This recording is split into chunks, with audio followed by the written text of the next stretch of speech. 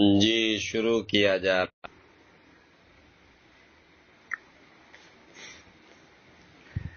بسم اللہ الرحمن الرحیم۔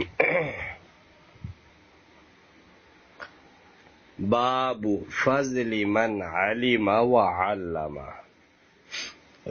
یہ باب اس آدمی کے بیان میں کہ جس نے علم سیکھا اور سکھایا، یعنی اس باب میں دین پڑھنے اور پڑھانے کی اہمیت کو بتلایا جا رہا ہے، اور یہ بتلایا جا رہا ہے کہ علم دین پڑھ کر یوں ہی نہیں چھوڑ دینا چاہیے، بلکہ جو کچھ پڑھا ہے اسے دوسروں تک پہنچانا چاہیے۔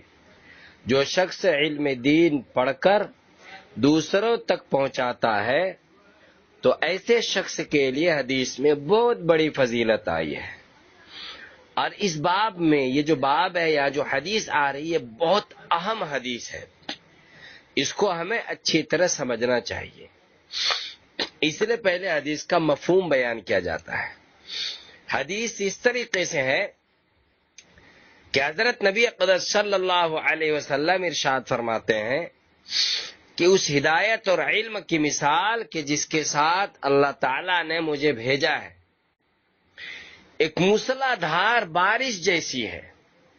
جو موسلا دھار بارش کسی زمین پر برس رہی ہے اور اس زمین کے 3 حصے ہیں۔ ایک حصہ زرخیز ہے، زرخیز حصے نے پانی پیا اور زمین کے اس حصے نے سبز و خشک گھاس اور بہت زیادہ ہری گھاس اگائی، اور اس زمین کا دوسرا حصہ ایسا ہے کہ جو چٹیل ہے اس نے پانی روک لیا۔ اللہ نے اس کے ذریعے سے، اس پانی کے ذریعے سے لوگوں کو نفع پہنچایا، لوگوں نے پانی پیا، دوسروں کو پلایا، اپنے کھیتوں کو لوگوں نے اس پانی سے سیراب کیا۔ اور تیسری قسم اس زمین کی وہ ہے کہ چٹیل میدان ہے، نہ اس نے اپنے اوپر پانی روک کے رکھا، نہ اس زمین نے گھاس اگائی۔ تو یہ مثال دینے کے بعد نبی اقدس صلی اللہ علیہ وسلم حدیث میں ارشاد فرماتے ہیں تو یہ اس شخص کی مثال ہے جس نے اللہ کے دین کی سمجھ حاصل کی اور اللہ نے اس کو نفع پہنچایا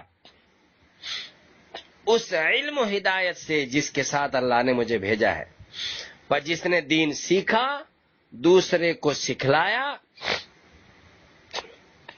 یہ وہ لوگ ہیں۔ اور ایک وہ شخص ہے کہ جس نے سر ہی نہیں اٹھایا اس دین کی طرف، اللہ کی ہدایت کی طرف، اللہ کی ہدایت کو قبول نہیں کیا جس ہدایت کو دیکھ کر کے مجھے بھیجا گیا ہے۔ تو یہ ہے اس حدیث میں آنے والی عبارت اور الفاظ کا مفہوم۔ اب اس حدیث کو سمجھنا ہے، اور اس حدیث کو سمجھنے کے لیے ہمیں ترجمے کے ساتھ سمجھنا ہوگا، اور ترجمے کے ساتھ سمجھیے۔ بلکہ بہتر ہے کہ پہلے یہاں پر مثال دے کے سمجھائی جائے بات کہ اس حضرت نبی اقدس صلی اللہ علیہ وسلم نے جو مثال دے کر کے بات سمجھانے کی کوشش کی ہے اس کو سمجھیے۔ حضرت نبی اقدس صلی اللہ علیہ وسلم نے اپنی لائی ہوئی چیز کو غیث کثیر کے ساتھ تشبیہ دی ہے۔ دیکھیے ترجمہ کے ساتھ۔ عن عبداللہ عن ابی بردہ عن ابی موسیٰ عن النبی صلی اللہ علیہ وسلم قال مثل ما بعثنی اللہ بہ، مثال اس کی اللہ نے جو مجھے دے کر کے بھیجا ہے۔ اب یہ مثل ما بعثنی میں جو ما ہے یہ ما مبین ہے، اور من الہدی والعلم جو آگے لفظ آ رہا ہے یہ اس ماں کا کیا ہے؟ بیان ہے۔ اب من الہدا والعلم کو مسل کے بعد اور ماں کی جگہ پر رکھ دیجیے، تو عبارت کیا ہوگی؟ مثل ہدن وعلم، یا مثل الہدا والعلم الذی بعثنی اللہ بہما، کہ اس ہدایت اور علم کی مثال اللہ نے جو مجھے دے کر کے بھیجا ہے۔ امید کیا بات سمجھ میں آئی ہوگی۔ کمثل الغیث الکثیر، غیث کثیر کی طرح ہے۔ غیث وہ بارش جو ضرورت کے وقت برسے اور خوب برسے، ضرورت ہو اور ضرورت کے وقت میں برسے، اور کیا برسے؟ خوب برسے، اس کو بولتے ہیں غیث کثیر۔ کثیر خوب برسے، اور غیث بارش جس وقت بارش کی ضرورت ہے۔ تو یہ، اور اس لفظ میں اشارہ ہے اس بات کی طرف کہ حضرت صلی اللہ علیہ وسلم کو اس دنیا میں جو بھیجا گیا، مبعوث کیا گیا، تو حضرت صلی اللہ علیہ وسلم کی بعثت ایک ایسے وقت میں ہوئی جس وقت میں ہدایت کی بہت سخت ضرورت تھی۔ چنانچہ اس وقت پورے عالم میں گمراہی چھائی ہوئی تھی، لوگ جہنم کے کنارے پر پہنچ چکے تھے، لوگ اپنی بچیوں کو زندہ دفن کرتے تھے، ایک دوسرے کو قتل کرنا اچھا سمجھتے تھے، اور کہتے تھے کہ میں نے فلاں کو 4 گھوسے مارے، وہ کہتا تھا کہ میں نے 10 گھوسے مارے، وہ کہتا تھا کہ میں نے اتنے کو قتل کر دیا، فخر کرتا تھا۔ یہ ایسی جہالت اور ضرورت کے وقت میں حضرت نبی اقدس صلی اللہ علیہ وسلم ہدایت لے کر کے آئے، اس لیے اس ہدایت کو غیث کثیر کے ساتھ تشبیہ دی ہے۔ بارش جب زمین پر گرتی اور پڑتی ہے تو بارش پھر 3 قسم کی ہوتی ہے۔ ایک قسم کی وہ زمین ہوتی ہے کہ جو بالکل نرم ہوتی ہے، بارش کے پانی کو اپنے اندر جذب کر لیتی ہے، اور اس کے نتیجے میں پھر زمین سے جانوروں کے لیے گھاس، سبزہ، اور انسانوں کے لیے طرح طرح کے غلے اور پھل پیدا ہوتے ہیں۔ اس زمین نے پانی سے خود بھی نفع اٹھایا، اپنے اندر پانی زمین نے چوس لیا، رکھ لیا، اور پھل اور گھاس پھوس پیدا کر کے دوسروں کو بھی نفع پہنچایا۔ تو یہ سب سے پہلی قسم کی زمین ہے، کہ یہ سب سے عمدہ قسم کی زمین ہے، اسی کو حدیث میں ارض طیبہ کہا گیا ہے۔ جو حدیث آ رہی ہے اس میں ارض طیبہ کا لفظ آتا ہے۔ ہمارے سامنے جو یہاں پر حدیث آ رہی ہے، اس حدیث میں نقیتن کا لفظ استعمال کیا گیا ہے، اور دوسری حدیثوں میں ارض طیبہ کا لفظ استعمال کیا گیا ہے۔ دوسری قسم کی زمین وہ ہے جو بالکل سخت ہے اور نشیب میں ہے، بالکل نیچے ہے، تالاب کی طرح ہے۔ تو اس زمین نے سختی کی وجہ سے پانی کو تو نہیں چوسا، اپنے اندر پانی جذب تو نہیں کیا، لیکن اپنے اندر چونکہ تالاب ہے، وہ ندی ہے، نالا ہے، کنواں ہے، تو اپنے اندر پانی وہ زمین، وہ نالا، وہ کنواں، وہ تالاب جمع کر لے رہا ہے۔ پھر مخلوق اس پانی سے نفع اٹھاتی ہے، کوئی اپنے کھیت کو سیراب کرتی ہے، کوئی انسان اپنے گیہوں کی فصل میں پانی دیتا ہے، کوئی اپنے جانوروں کو پلاتا ہے، کوئی جانور پانی اس سے پیتا ہے۔ اس دوسری قسم کی زمین کو بولا جاتا ہے ارض اجادب۔ ارض اجادب، یہاں پر دیکھیے بخاری میں حدیث کے الفاظ آ رہے ہیں، وہ کانت منہا اجادب، ٹھیک ہے۔ اور ایک تیسری قسم کی زمین ہے، جب بارش برستی ہے تو اس تیسری قسم کی زمین کی حالت ہوتی ہے کہ بالکل چٹیل میدان کی شکل میں ہے، نہ پانی اپنے اندر رکھ سکتی ہے، چوس سکتی ہے، نہ اپنے اندر پانی جمع کرتی ہے، بلکہ اس کے زمین کے اوپر جو بھی پانی آتا ہے وہ بہتا ہوا کہیں اور چلا جاتا ہے۔ تو یہ زمین نہ خود اس پانی سے نفع اٹھا رہی ہے، اور نہ ہی دوسروں کو اس سے فائدہ ہو رہا ہے کیونکہ پانی اپنے اوپر اپنے اندر وہ زمین رکھی نہیں رہی ہے۔ اس تیسری قسم کو حدیث میں ارض قیعان سے تعبیر کیا گیا ہے۔ تو یہ 3 قسم کی زمینیں ہوئی، ٹھیک ہے؟ ان 3 قسم کی زمینوں پر بارش برسی، ایک زمین نے خود فائدہ اٹھایا، چوسا، اور پھر دوسرے کو بھی فائدہ پہنچایا، گھاس پھوس اگا کر کے لوگوں نے فائدہ اٹھایا، اور ایک زمین وہ ہوئی کہ جس نے اپنے اندر تو پانی جمع کر لیا لیکن خود نہیں چوسا، یعنی خود نفع اس کو نہیں ہوا لیکن دوسروں کا نفع ہوا۔ اور تیسری قسم کی زمین وہ ہوئی کہ نہ تو خود پانی پیا اس زمین نے، خود چوسا، اور نہ ہی کوئی گھاس پھوس اس میں پیدا ہوا، بلکہ وہ زمین سے پانی بہتا ہوا کہیں اور چلا گیا۔ یہ تیسری قسم کی زمین ہوئی۔ ٹھیک نبی اقدس صلی اللہ علیہ وسلم کی ہدایت کی مثال اس بارش کی طرح ہے، اور دنیا میں آنے والے انسانوں کی مثال، اس 3 قسم کی زمین کی طرح ہے، اس 3 قسم کی زمین کی طرح ہے۔ لوگوں تک جب یہ ہدایت پہنچی، نبی اقدس صلی اللہ علیہ وسلم کی تعلیمات لوگوں تک پہنچے، تو لوگ یعنی لوگوں کے قلوب 3 قسم کے ہوئے۔ بعض نے اس علم کو فوراً قبول کر لیا، نبی اقدس صلی اللہ علیہ وسلم کی لائی ہوئی تعلیمات پر ایمان لائے، خود بھی عمل کیا، اور عمل کرنے کے بعد دوسروں کو بھی سکھایا۔ یہ پہلی قسم ہے۔ جیسے کہ محدثین ہے، فقہائے مجتہدین ہے، محدثین نے حدیث پڑھی، حدیث پڑھنے کے بعد خود اس پر عمل کیا اور پھر وہ حدیثیں دوسروں تک پہنچائی۔ فقہا ہے، انہوں نے حدیثیں تفسیریں پڑھی، مسئلے نکالے، مسئلے حاصل کیے، سیکھے، سمجھے، اور پھر دوسروں کو بھی کیا کیا؟ مسائل بتلائے دوسروں پر بھی۔ اور بعض لوگ وہ ہیں جو ان تعلیمات پر ایمان تو لائے، ایمان قبول کیا، لیکن ان پر مکمل طور پر عمل نہیں کیا۔ ایمان قبول کیا، عمل نہیں کیا تو خود کو فائدہ نہیں ہوا، لیکن دوسروں کو سکھلایا۔ جیسے بے عمل علماء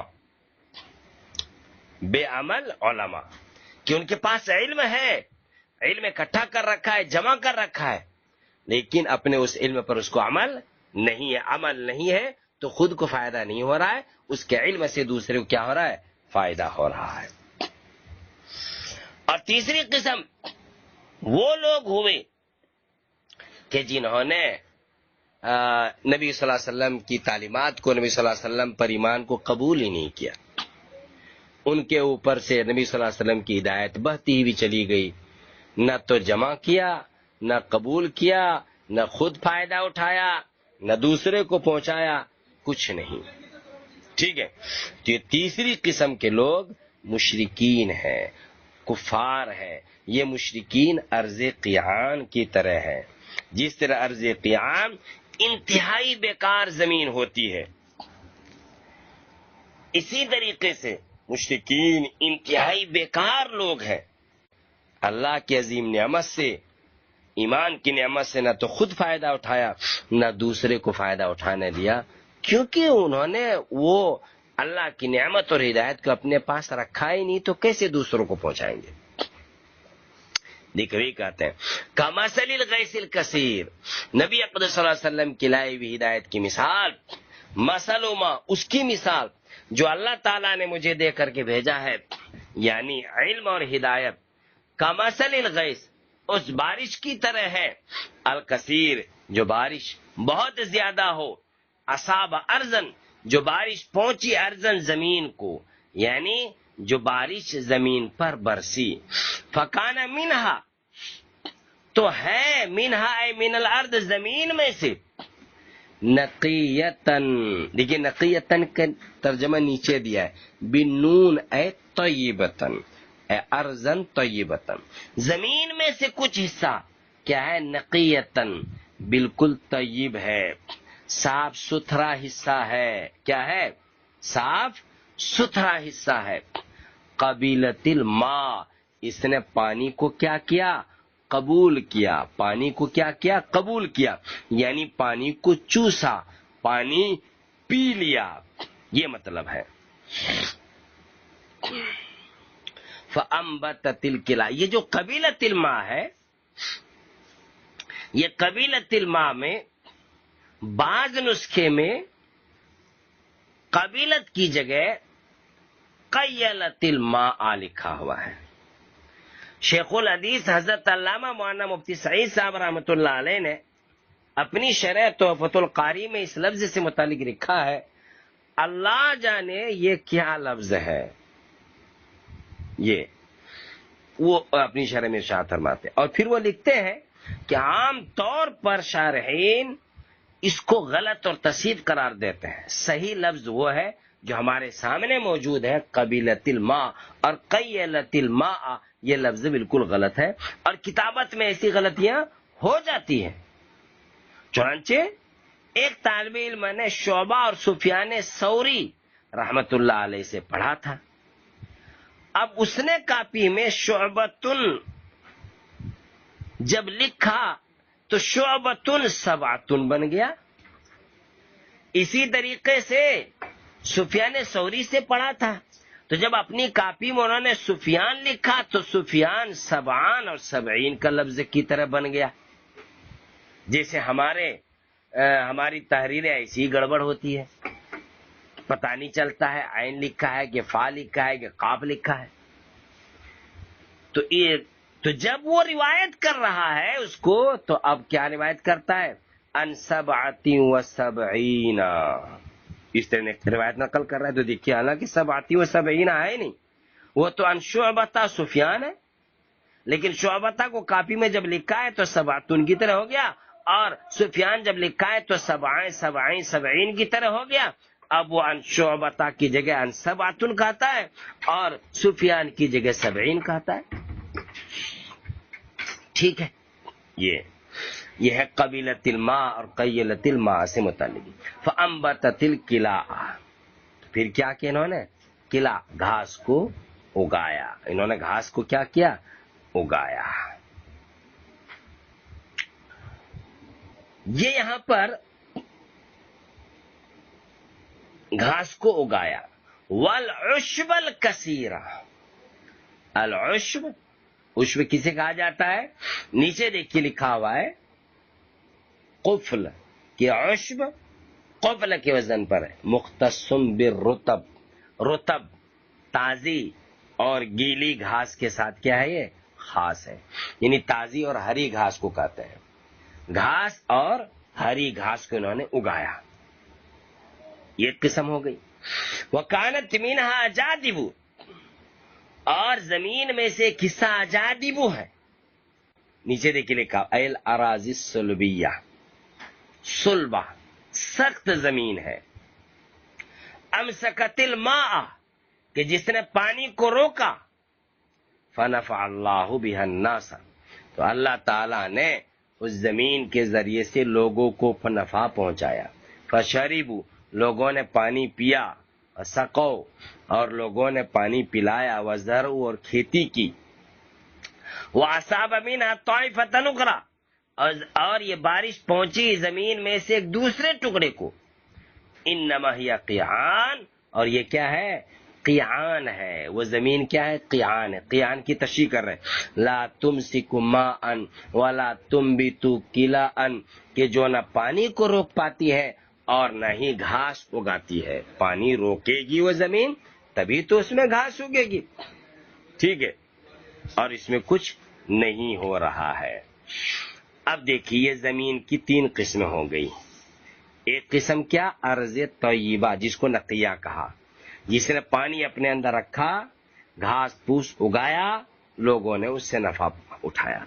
دوسری قسم کی زمین وہ ہے کہ جس نے خود پانی پیا نہیں، گھاس پھوس نہیں اگایا، البتہ پانی اپنے اندر جمع کر کے رکھا، جیسے تالاب، ٹھیک ہے۔ اور تیسری قسم کی زمین وہ ہے کہ نہ پانی روک کے رکھا، نہ خود پانی پیا کہ گھاس پھوس نکلے، بلکہ اس کے اوپر سے پانی بہا کر کے آگے گزرتا ہوا چلا گیا، ٹھیک ہے۔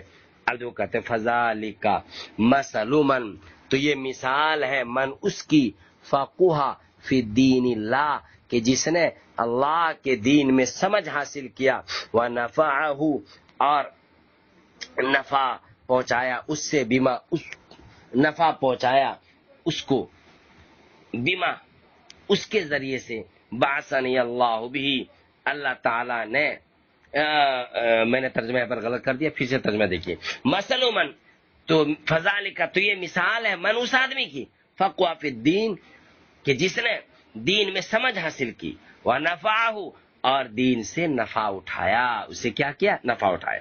یہ پہلی زمین کی مثال ہے، یہ کہ جس زمین نے پانی پیا اور پانی پینے کے بعد گھاس پھوس اگایا تو دوسرے کو بھی نفع پہنچا۔ تو یہ آدمی کہ جس نے دین میں سمجھ حاصل کی، فقاہت حاصل کی، خود عمل کیا اور دوسروں تک بھی دین پہنچایا، بیما، اس کی مثال ہے، بعثنی اللہ بھی، اللہ تعالیٰ نے جو مجھے دے کر کے بھیجا، فعلما، تو اس آدمی نے وہ سیکھا، وعلما، اور دوسرے کو کیا کیا؟ سکھایا۔ پہلی قسم کی مثال ہوگی۔ ومثل من لم يرفع، اور یہ مثال ہے اس کی، لم يرفع، کہ جس نے نہیں اٹھایا، بذالک، اس وقت میں، راسن، اپنا سر، ولم يقبل، اور قبول نہیں کیا، خود اللہ، اللہ کی اس ہدایت کو، ارسلت بھی، جو ہدایت مجھے دے کر کے بھیجی گئی ہے۔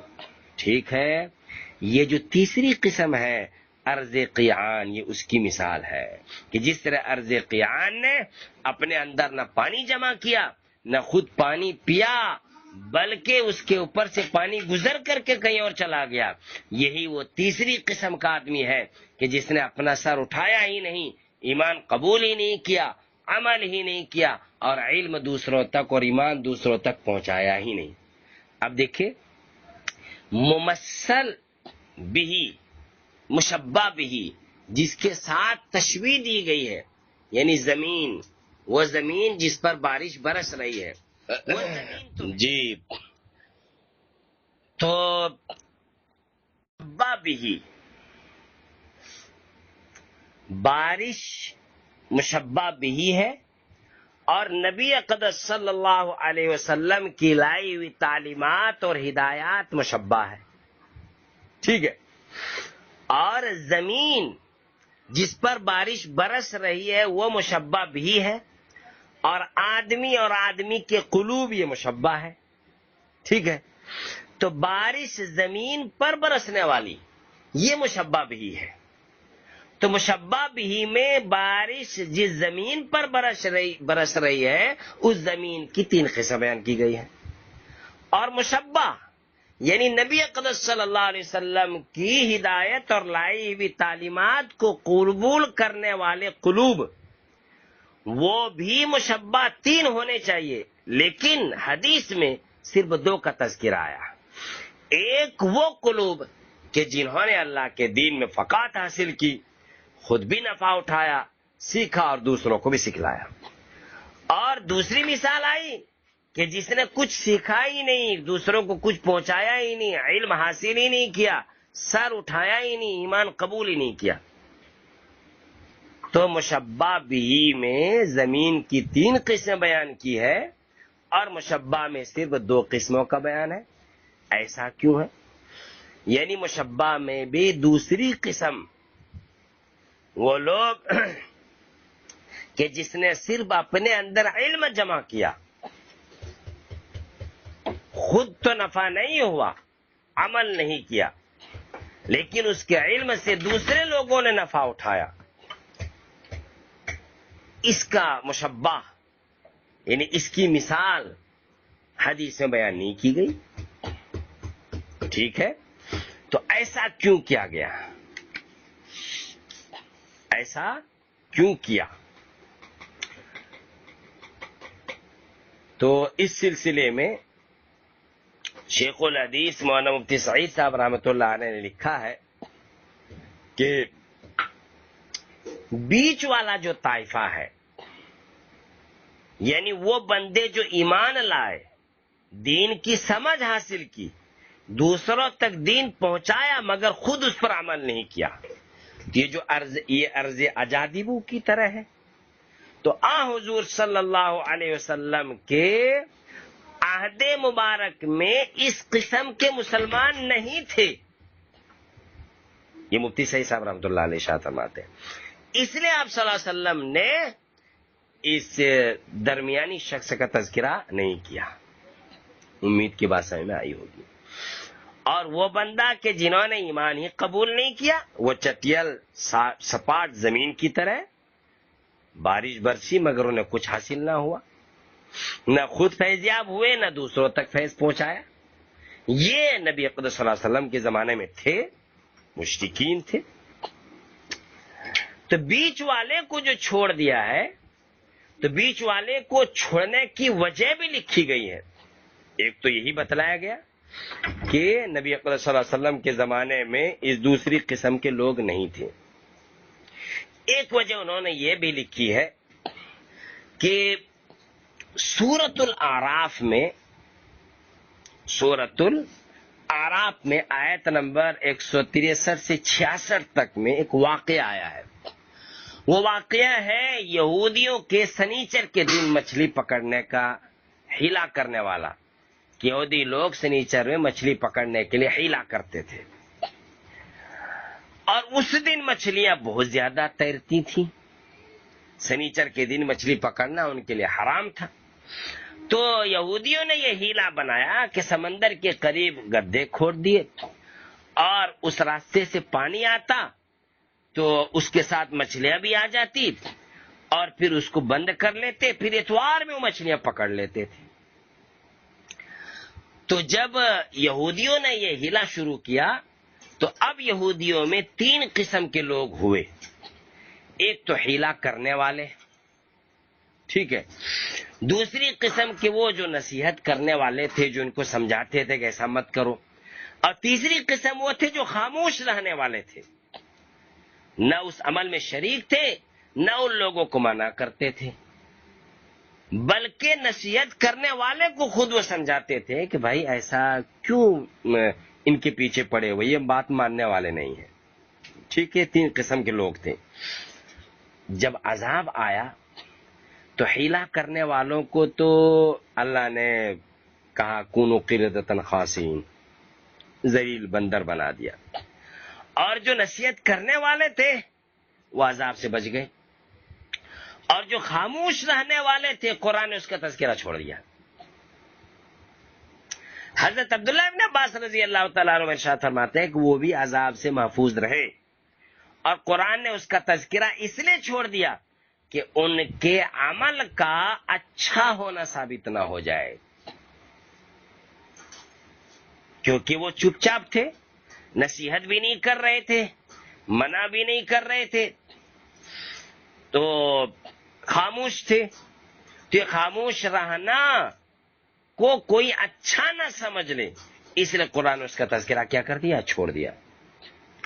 اسی طریقے سے اس حدیث میں درمیان والا جو شخص ہے، جو بے عمل علماء ہے، جنہوں نے علم سیکھا تو صحیح لیکن وہ علم پر عمل نہیں کیا، دوسروں تک پہنچایا، دوسرے نے نفعات اٹھایا، ٹھیک ہے، تو اس کا تذکرہ نہیں کیا.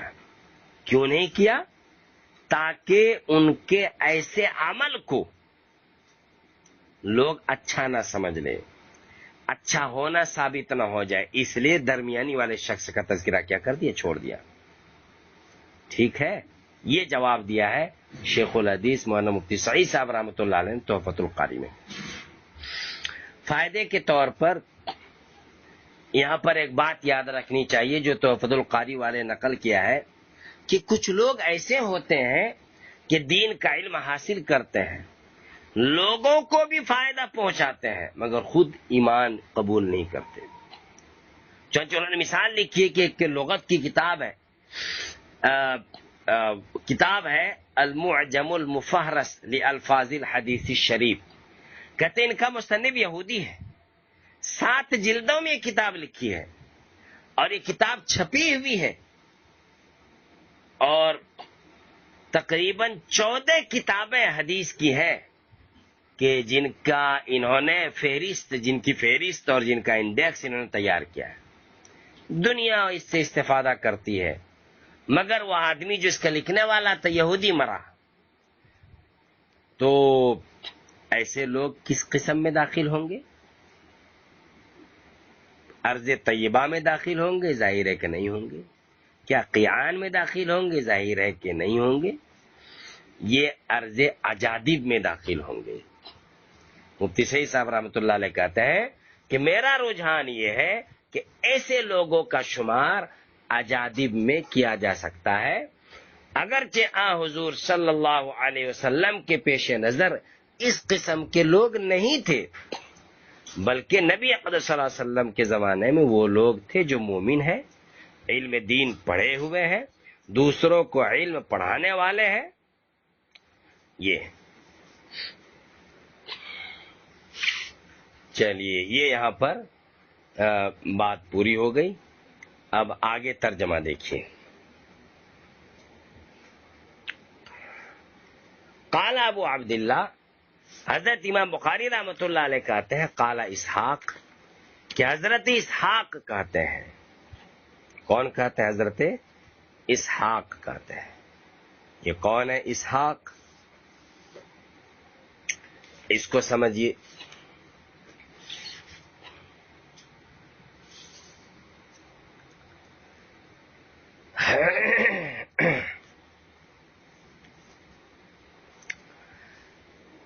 اسحاق کا جب لفظ حدیث میں یا خصوصاً بخاری کی کتاب میں مطلقاً آتا ہے تو اس سے اسحاق بن راہوے مراد ہوتے ہیں۔ تحفۃ القاری والے نے فتح الباری کے حوالے سے اس بات کو نقل کیا ہے۔ قال اسحاق عن ابی اسامہ، امام بخاری کہتے ہیں کہ حضرت اسحاق حضرت ابو اسامہ سے نقل کرتے ہیں وَكَانَ مِنْهَا طَائِفَةً، اور زمین میں سے ایک ٹکڑا ہے قیلت الماء۔ یہ قیلت الماء ابھی ہم نے بتلا دیا، یہ بالکل تصحیف ہے، غلط ہے، قبیلت الماء ہوگا۔ تو یہ قاع یعلوہ الماء، قاعن یہ لفظی تحقیق ہے۔ قیعان کا لفظ آیا نا، قیعان، یعنی حضرت ابو اسامہ طائفتن قیلت الماء نقل کرتے ہیں، تو یہ ہم نے ابھی بتلا دیا کہ یہ بالکل تصحیف ہے، بالکل غلط ہے۔ ٹھیک ہے۔ حدیث میں ایک لفظ آتا ہے قیعان، اس قیعان کی لغوی تحقیق کرتے ہیں کہ قیعان قاع سے بنا ہے، یعلوہ الماء، پانی اس کے اوپر کیا ہے؟ چڑھ جاتا ہے۔ ٹھیک ہے۔ اور یہ قاؤن اور قان کا لفظ سورہ طٰہٰ میں آیا ہے، فَيَذَرُهَا قَاعًا صَفْصَفًا۔ اب یہ قاؤن کا لفظ بیان کر رہے ہیں تو قرآن کریم کے جو لفظ ہے صفصفا، اس کی بھی تحقیق یہاں پر بیان کر دے رہے ہیں۔ کہتے ہیں وَالصَّفْصَفَةُ الْمُسْتَوِي مِنَ الْأَرْضِ، کہ صفصفن کے معنی آتے ہیں زمین جو چٹیل ہو، ہموار ہو، المستوی جو ہموار ہو، برابر ہو، من الارض زمین۔ ٹھیک ہے، ہموار زمین۔ اصل میں امام بخاری رحمۃ اللہ علیہ کی عادت یہ ہے کہ حدیث میں کوئی مشکل لفظ جب آتا ہے تو اس کا معنی بیان کر دیتے ہیں۔ اگر وہ لفظ قرآن کریم میں آ رہا ہے، آیا ہے، تو جس آیت میں وہ لفظ آیا ہے اس آیت میں اگر کوئی اور لفظ مشکل ہوتا ہے تو اس کا بھی معنی بیان کر دیتے ہیں۔ تو اصل تو یہ قیعان قاؤن سے ہے، اور قاؤن کا لفظ قرآن میں آیا ہے، اور قاؤن کا لفظ جہاں قرآن میں ہے وہاں صفصفا کا بھی لفظ آیا ہے، اس لیے صفصفت کا بھی معنی بیان کر دیا۔ امید کے بات سمجھ میں آئی ہوگی۔ اگلا باب شروع ہو رہا ہے، باب رفع العلم وظہور الجہل، علم کے اٹھ جانے اور جہالت کے پھیلنے کا بیان۔ یعنی اس باب میں یہ بتلایا جا رہا ہے کہ پڑھنے کے بعد پڑھانا جو ابھی بتلایا گیا اس لیے ضروری ہے کہ اگر پڑھنے کے بعد پڑھانے کا سلسلہ جاری نہیں رہے گا تو علم اٹھ جائے گا، اور علم اٹھ جائے گا تو علم کی جگہ پھر کیا آئے گی؟ جہالت آئے گی، جہالت پھیل جائے گی۔ یہ چنانچہ مفتی سعید صاحب رحمۃ اللہ علیہ اس جگہ ایک جملہ ارشاد فرماتے ہیں کہ آج پورے ملک علماء سے بھرا پڑا ہے، جگہ جگہ غیر مقلدین کا فتنہ سر ابھار رہا ہے، قادیانی عجیب جھمیلے پیدا کر رہے ہیں. جماعت اسلامی کے لوگ دندناتے پھر رہے ہیں، لیکن ہمارے جو پورا ملک علماء سے بھرا پڑا ہے، ان فاضل لوگوں میں ایسے لوگوں سے، قادیانیوں سے، جماعت اسلامی والوں سے، رضا خانیوں سے لوہا لینے اور ان سے مناظرہ کرنے اور گفتگو کرنے کی ہمت نہیں ہے. کوئی ایسا نوجوان نہیں ہے کہ جو ان کی آنکھوں میں آنکھیں ڈال کر کے بات کرے. چند اشخاص ہے کہ جو ایسا کرتے ہیں. وجہ کیا ہے؟ اس کی وجہ یہ ہے کہ طلبہ فارغ ہو جاتے ہیں اور زندگی بھر پھر کسی موضوع کے پیچھے لگے نہیں رہتے، علم کے پیچھے لگے نہیں رہتے.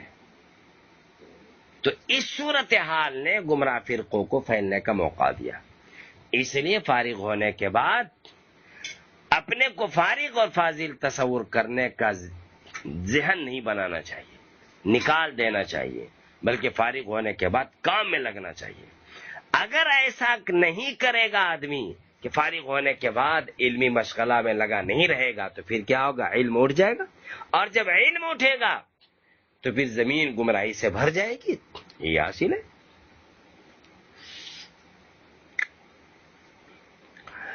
باب رفع العلم و ظہور الجہل، یہ باب علم کے اٹھ جانے اور جہالت کے ظاہر ہونے کے بیان میں. اب اگلی باتیں جو بھی حدیث وغیرہ آ رہی ہے ہم ترجمہ کے ساتھ سمجھائیں گے، غور سے سنیے. وقال ربیعۃ لا ينبغي لأحد عنده شيء من العلم ان يضيع نفسه. یہ ربیعہ ہے، ربیعۃ الرائے اس کو کہا جاتا ہے. ان کے احوال کو سننا مناسب ہے. حضرت امام مالک رحمۃ اللہ علیہ کی یہ کیا ہے؟ استاد ہے. علامہ عینی رحمۃ اللہ علیہ ارشاد فرماتے ہیں کہ ربیعۃ هو المشہور بربیعۃ الرائے، یعنی یہاں پر جو ربیعہ کا لفظ آ رہا ہے یہ وہی مشہور امام ربیعۃ الرائے ہے. ان کا پورا نام ابو عثمان ربیعہ بن ابی عبد الرحمن فروخ ہے، یعنی ان کے والد کا نام ابو عبد الرحمن فروخ ہے. یہ اہل مدینہ کے فقیہ ہیں. ان کو بعض صحابہ اور کبار تابعین، بڑے بڑے تابعین سے ملاقات کا شرف حاصل ہے. بڑے ہی مجتہدین میں ان کا شمار ہوتا ہے. حضرت امام مالک رحمۃ اللہ علیہ کے شیخ ہیں اور یہ تابعی ہے. ربیعہ کے والد فروخ یعنی ابو عبد الرحمن فوج میں خراسان بنی امیہ کے دور میں گئے تھے. بنی امیہ کے دور میں یہ خراسان گئے تھے فوج میں، اور جب یہ فوج میں جا رہے تھے خراسان کے علاقے میں بنی امیہ کے دور میں، تو ربیعہ اس وقت اپنی ماں کے پیٹ میں تھے. ربیعہ کے والد ابو عبد الرحمن فروخ جب جا رہے تھے تو جاتے وقت اپنی بیوی کے پاس 30,000 دینار چھوڑ کر کے گئے تھے، اور 27 سال کے بعد مدینہ واپس آئے تھے. گھوڑے پر سوار تھے، ہاتھ میں نیزہ تھا. اپنے گھر پہنچے تو گھوڑے سے اتر کر دروازہ کو پاؤں سے دھکیلا. جیسے ہی دروازے کو پاؤں سے دھکیلا تو ربیعہ رحمت اللہ علیہ نکلے اور کہنے لگے، یا عدو اللہ انت دخلت علی حرمی، اے اللہ کے دشمن تو میرے حرم پر داخل ہو گیا ہے. یعنی تجھے میرے گھر میں داخل ہونے کی اجازت کس نے دی؟ تو کیوں میرے گھر میں داخل ہوا ہے؟ تو فروخ یعنی ان کے والد نے جواب میں کہا کہ بھائی اللہ کا دشمن تو ہے، تو میرے حرم میں داخل ہو گیا. یہاں تو میری بیوی رہتی ہے، تو میری بیوی کے پاس تو کیا کر رہا ہے؟ اور ایسا ہوا کہ دونوں آپس میں الجھ گئے. حضرت امام مالک رحمۃ اللہ علیہ کے پاس اس کی خبر پہنچی تو امام مالک رحمۃ اللہ علیہ آئے، اور ہمسائے جو تھے ربیعہ کی مدد کو پہنچ گئے. دونوں ایک دوسرے سے کہتے تھے لا فارقتک، میں تجھے چھوڑوں گا نہیں. دونوں ایک دوسرے کو دھمکی دے رہے تھے. جب حضرت مالک رحمۃ اللہ علیہ کو دیکھا تو خاموش ہو گئے.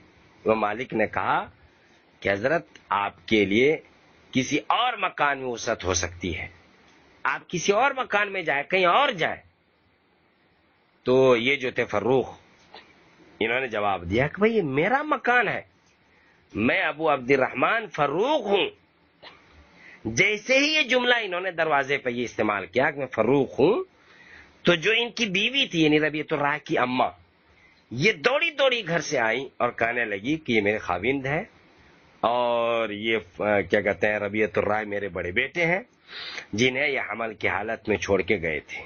پھر باپ بیٹے گلے ملے اور خوب روئے۔ فروخ جب گھر کے اندر داخل ہوئے تو بیوی سے پوچھا، ھذا ابنی، کیا میرا بیٹا ہے؟ قالت نعم، تو انہوں نے کہا ہاں۔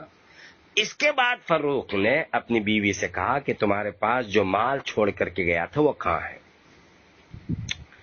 پھر صبح کو ربیعہ مسجد نبوی میں اپنے حلقے میں جا بیٹھے اور امام مالک رحمۃ اللہ علیہ ان کے پاس تھے۔ امام مالک ان سے علم حاصل کر رہے تھے، اور بھی بہت سارے شرفائے مدینہ آئے اور ربیعہ کے ارد گرد آ کر کے بیٹھ گئے اور علم سیکھنے لگے۔ ربیعہ کی والدہ نے فروخ سے کہا کہ آپ جائیے رسول اللہ صلی اللہ علیہ وسلم کی مسجد میں نماز پڑھیے۔ مسجد میں جب یہ آئے تو دیکھا کہ ان کے بیٹے ربیعۃ الرائے کے سامنے علماء کے ایک بڑا حلقہ ہے اور وہ ایک بڑا حلقہ کھڑا ہے۔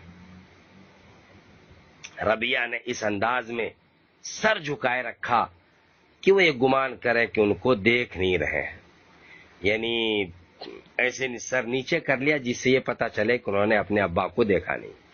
فروخ کو بیٹے کا شک ہوا تو دریافت کیا کہ یہ آدمی کون ہے؟ جواب ملا کہ یہ ربیعہ بن ابی عبد الرحمن ہے۔ کہنے لگے کہ اللہ نے میرے بیٹے کو بلند مرتبہ عطا کیا ہے۔ گھر آ کر بیوی سے کہا میں نے تمہارے بیٹے کو ایسی شان میں دیکھا ہے جو اہل علم اور فقہاء میں سے کسی کو حاصل نہیں۔ تو یہ ہے ربیعۃ الرائے کے مختصر حالات۔ ربیعہ کی ماں نے پھر جواب دیا کہ آپ کو 30,000 دینار زیادہ پسند ہے یا اپنے بیٹے کی یہ شان جو آپ نے مسجد نبوی میں دیکھا ہے؟ تو اس وقت فروخ ابو عبد الرحمن کہنے لگے لا واللہ بل ھذا، فقالت انفقت المال كله علیہ، قال فواللہ ما ضیعته۔ تو انہوں نے کہا کہ مجھے یہی بیٹا پسند ہے اور اس کی یہ شان پسند ہے۔ تو اس وقت ان کی اماں نے، ربیعۃ الرائے کی اماں نے اپنے خاوند فروخ کو جواب دیا، ان کے باپ کو جواب دیا کہ یہ سارا مال جو آپ 30,000 دینار میرے پاس چھوڑ کر کے گئے تھے، میں نے سارا پیسہ اس بیٹے پر خرچ کر دیا ہے۔ حضرت امام ربیعۃ الرائے رحمۃ اللہ علیہ کی وفات سن 136 ہجری میں ہوئی ہے، اور اس کو رائے، ربیعۃ الرائے یعنی اصحاب الرائے اس لیے کہا جاتا ہے کہ ان پر اجتہاد اور استنباط کا غلبہ تھا، اور متقدمین میں جن لوگوں پر اجتہاد اور استنباط کا غلبہ ہوتا تھا انہیں اصحاب الرائے کہا جاتا تھا، اس لیے ان کو ربیعۃ الرائے کہا گیا۔ ٹھیک ہے، امید کے بعد سمجھ میں آئی ہوگی۔ یہ ہے وہ ربیعۃ الرائے۔ تو ربیعۃ الرائے کیا کہتے ہیں؟ لا ينبغي لأحد، کہ مناسب نہیں ہے کسی کے لیے، عنده شيء من العلم، جس کے پاس علم کا کچھ حصہ ہے، ان يضيع نفسه، کہ وہ اپنے نفس کو، اپنے آپ کو ضائع کرے، یعنی جس کے پاس علم کا کچھ بھی حصہ ہے وہ اپنے آپ کو بیکار اور ضائع نہ کرے، کیونکہ برس ہا برس کی محنت اور جد و جہد سے حاصل کیے ہوئے علم کو ضائع کرنا اپنے آپ کو ضائع کرنا ہے، جس کی ایک صورت یہ ہے کہ تعلیم و تدریس، تقریر، تبلیغ چھوڑ کر کے آدمی زراعت میں، تجارت میں یا اور کسی چیز سے مشغول ہو جائے، جس سے علم پھیلانے اور اشاعت کے بجائے علم کی اذاعت ہو جائے گی۔ دوسری صورت یہ ہے کہ علم کی عظمت و توقیر کا خیال نہ رکھا جائے اور علم کو حصول دنیا کا ذریعہ بنا لیا جائے۔ جو عالم اپنے علم کو اہل ثروت، عمرہ کی تقرب کا ذریعہ بناتا ہے تو یقیناً علم اور اپنے آپ کو ذلیل اور ضائع کرتا ہے۔ عالم کو چاہیے کہ اس عظیم الشان نعمت کی قدر کرے، اس کے وقار کو، علم کی تعظیم و توقیر کو محفوظ رکھے۔ تیسری صورت اپنے کو ضائع کرنے کی یہ ہے کہ نہ اہلوں کو پڑھایا جائے، نہ اہلوں کے ساتھ اپنے آپ کو مشغول رکھا جائے تو یہ بھی اپنے آپ کو ضائع کرنا ہے. جیسے کہ حدیث میں ہے، مشکات کتاب العلم یہ حدیث پڑھی ہے، واضع العلم عند غیر اہلی کمقلد الخنازیر الجوائر واللؤلؤ والذهب، کہ غیر اہل کے پاس علم رکھنا، غیر اہل کو علم سکھانا ایسے ہے جیسے خنزیر کو سونے چاندی اور جوہر اور موتی کے ہار پہنائے جا رہے ہیں، کیونکہ اذاعت نفس کا ایک مطلب ترک عمل ہے، کیونکہ علم پر عمل نہ کرنا بھی اذاعت نفس اور اذاعت علم ہے. ٹھیک ہے، اگلی حدیث. اب حدیث دیکھیے، حدیث آ رہی ہے، حضرت انس بن مالک رضی اللہ تعالیٰ عنہ کی حدیث ہے. قال، کہتے ہیں، قال رسول اللہ صلی اللہ علیہ وسلم، کہ حضرت نبی اقدس صلی اللہ علیہ وسلم نے ارشاد فرمایا، ان من اشراط الساعۃ، قیامت کی علامتوں میں سے، اشراط شرطن کی جمع ہے، شرط سین کے فتحہ اور را کے فتحہ، میں نے شرط غلط پڑھا، شرط ہو گئے، شرط شین اور را کے فتحہ کے ساتھ. قیامت کی نشانیاں، قیامت کی نشانی کو کیا بولا جاتا ہے؟ اشراط اور شرط بولا جاتا ہے قیامت کی نشانی کو.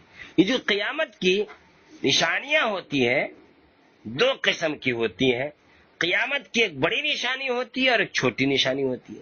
قیامت کی بڑی نشانیوں کو آیات کہتے ہیں اور چھوٹی نشانیوں کو شرط اور اشراط کہتے ہیں. ان حدیثوں میں چند چھوٹی نشانیوں کا کیا ہے؟ ذکر ہے، چند چھوٹی نشانیوں کا تذکرہ آ رہا ہے. وہ چند چھوٹی نشانیاں کیا ہے؟ سب سے پہلی نشانی ہے ان یقل العلم، کہ علم کیا ہو جائے گا؟ کم ہو جائے گا. علم کیا ہو جائے گا؟ کم ہو جائے گا. یظہر الجہل، اور جہالت، میں نے اگلی حدیث پڑھ دی اس سے پہلے والی حدیث. قال رسول اللہ صلی اللہ علیہ وسلم ان من اشراط الساعۃ ان یرفع العلم، کہ علم کیا کر دیا جائے گا؟ اٹھا دیا جائے گا. ویثبت الجہل، اور جہل ثابت اور باقی کر دیا جائے گا. یعنی علم کا اٹھنا اور جہل کا ثابت اور باقی ہونا یہ چولی اور دامن کی طرح ایک دوسرے کے ساتھ ہے. جہالت ہے تو علم نہیں ہے، علم ہے تو جہالت نہیں ہے. علم ختم ہوگا تو جہالت ہوگی، جہالت ختم ہوگا تو علم ہوگا، بس یہ دونوں ایک ہوگا. اسی طریقے سے تشرب الخمر ویظہر الزنا میں بھی ربط ہے کہ شراب پی جائے گی اور زنا کیا ہوگا؟ ظاہر ہوگا. زنا بالکل ظاہر ہوگا، زنا بالکل کیا ہوگا؟ عام ہوگا، زنا کا ظہور ہوگا. یہ چونکہ آدمی جب شراب پیتا ہے تو شراب پینے کے بعد اس کا دماغ خراب ہو جاتا ہے، اس کو پتہ نہیں چلتا ہے کہ سامنے جو عورت یا لڑکی کھڑی ہے وہ میری بہن ہے کہ میری ماں ہے. ایسا دماغ خراب ہوتا ہے کہ وہ اس کو زنا کرنا ہے. تو شراب پینا اور زنا میں بہت بڑا تعلق ہے. جو شرابی ہے، شراب پینے والا ہے، وہ زنا ضرور کرنے والا ہے تقریباً. اگلی حدیث وہ بھی حضرت انس کی ہے. قال، کہتے ہیں، لأحدثنکم حدیثا، کہ میں ضرور بیان کروں گا تمہارے سامنے حدیث. لا یحدثکم احد، کہ جس کو حدیث بیان نہیں کرے گا کوئی بعدی میرے پاس، کہ تمہارے سامنے کوئی وہ حدیث میرے بعد بیان نہیں کرے گا. یہ جملہ کیوں کہا؟ یہ جملہ کئی جگہ پر آیا ہے. اس کا مطلب ہرگز یہ نہیں ہے کہ یہ حدیث صرف مجھے ہی کو معلوم ہے، یہ مطلب نہیں ہے. مجھے ہی معلوم ہے، کسی اور کو معلوم نہیں ہے، یہ مطلب نہیں ہے. بلکہ اس کا مطلب یہ ہے کہ میرے بعد بصرہ میں تم سے کوئی بھی سمیعت رسول اللہ کہا کر حدیث بیان اب کرنے والا نہیں ملے گا. کیونکہ بصرہ میں سب سے آخری صحابی حضرت نبی اقدس صلی اللہ علیہ وسلم کے صحابیوں میں سے حضرت انس بن مالک کے علاوہ اور کوئی نہیں ہے. ٹھیک ہے، اس وجہ سے انہوں نے جملہ کہا کہ میرے بعد کوئی تمہیں سمیعت رسول اللہ صلی اللہ علیہ وسلم کہا کر کے حدیث بیان کرنے والا نہیں ملے گا. سمیعت رسول اللہ صلی اللہ علیہ وسلم یقول، میں نے حضرت نبی اقدس صلی اللہ علیہ وسلم کو کہتے ہوئے سنا، ان من اشراط الساعۃ، یقیناً قیامت کی علامتوں میں سے یہ ہے، ان یقل العلم، کہ علم کیا ہو جائے گا؟ کم ہو جائے گا. ویظہر الجہل، اور جہالت ظاہر ہو جائے گی. ویظہر الزنا، زنا کا ظہور ہوگا. وتکثر النساء، اور عورتیں زیادہ ہو جائیں گی. عورتیں کیا ہو جائیں گی؟ زیادہ ہو جائیں گی. عورتیں زیادہ ہوں گی، کیا مطلب ہے اس کا؟ اس کا مطلب یہ ہے کہ آخری زمانے میں جنگ، فساد، قتل و قتال بکثرت ہوں گی. اس قتل و قتال کی کثرت کی وجہ سے مرنے والے کون ہوں گے؟ مرد، کیونکہ مرد ہی جنگ و جدال اور قتل و قتال میں آگے بڑھ کر کے جاتے ہیں. تو مرد جب مریں گے تو عورتیں پھر کیا ہو جائیں گی؟ زیادہ ہو جائیں گی. لڑائیوں میں اکثر مرد ہی جاتے ہیں، مارے جاتے ہیں، تو عورتیں رہ جائیں گی. اور آج کل بخوبی دیکھا جا رہا ہے، کہیں زمین کی لڑائی، کہیں گھر کی لڑائی، اور نہ جانے کیسی کیسی لڑائیاں. اور مرد آگے بڑھ کے ڈنڈا لاٹھی لے کر کے جاتا ہے، ایک دوسرے کو مار پیٹ کر کے آ جاتا ہے. دوسرا مطلب یہ ہے کہ عورتیں زیادہ ہوں گی، یعنی لڑکیاں زیادہ پیدا ہوں گی. چنانچہ آج کل اس کا بھی تجربہ ہو رہا ہے کہ لوگوں کو لڑکیاں زیادہ پیدا ہو رہی ہیں.